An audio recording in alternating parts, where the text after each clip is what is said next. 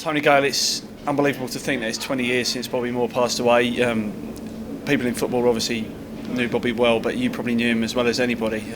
I was lucky. I consider myself very lucky and touched to have known him like I did. Obviously, I wasn't a close friend. I was always kind of Bobby's junior, having been his junior at Fulham.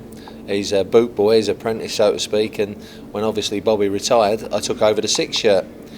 And then, lo and behold, when I left Fulham, I came on to West Ham and obviously went into the 6 shirt again, following in Bobby's footsteps.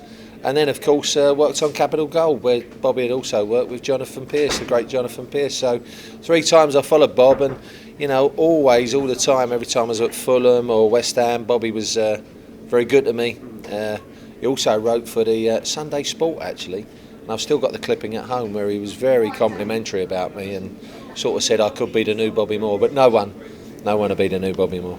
When you were his boot boy then, nowadays that sort of thing doesn't seem to happen in modern day football, but you know, you get the little 20 quid in the boot at Christmas and whatever. Was Bobby a generous type? He was very generous, and what he used to do was he used to give us his old boots or things like that, so I wish I'd have kept hold of half the things that he had given me.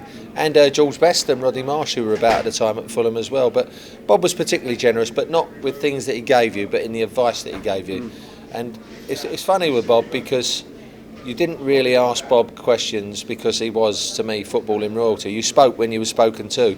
And when Bobby spoke, obviously, you took notice. But more than anything, really, it was just a watching brief. All right, Sam. And obviously, the new Sam Allardyce was a new Bobby Moore as well.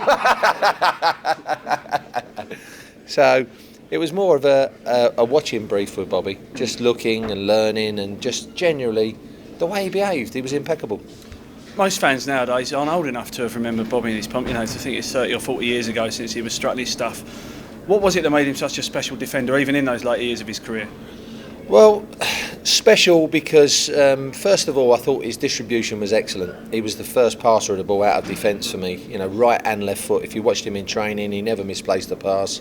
And obviously, he didn't have a lot of pace, and everybody used to go on about that, but he was sort of 10 yards ahead of everything with his reading of the game. It was superb, you know. And he adopted a position at the near post for crosses, which they always say it was a John Terry position.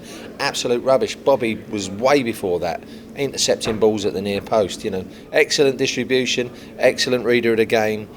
A decent header of the ball as well. I played with him on one occasion in a reserve match, and he picked up the big man, and I picked up the pieces off of Bob. So he was better all round at everything than you could ever think of, and he was a perfectionist. That's what I thought about him. The main thing that struck me about Bob was he was a perfectionist. Do you feel that that's something you took in? Do you think you would have attained the level you did? You know, the fact you played your whole career in the top flight and, you know, you won the league with Blackburn. Do you think you'd have been as good a player yourself had you not had that tutelage?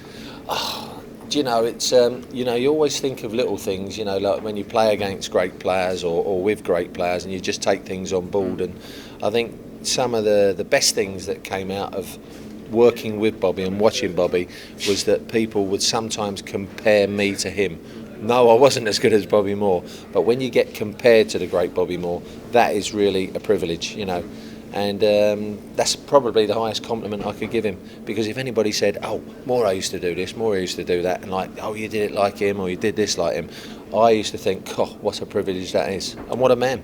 Just last year, you spent a lot of time here at West Ham where Bobby was revered. The number 6 shirt really was Bobby Moore, and now it's been retired. But an honour for yourself to have worn that shirt for a few years. It was, and I mean, it took the regime before, and I'm sure Mr. Sullivan and Mr. Gold, you know, they would have done it anyway had they been here. But, you know, we had the BM6 boxes and the Bobby Moore range, and, you know, we all contribute to the Bobby Moore Cancer Fund, which Stephanie runs so well, and she's got all these accolades for that, and she's a wonderful woman as well.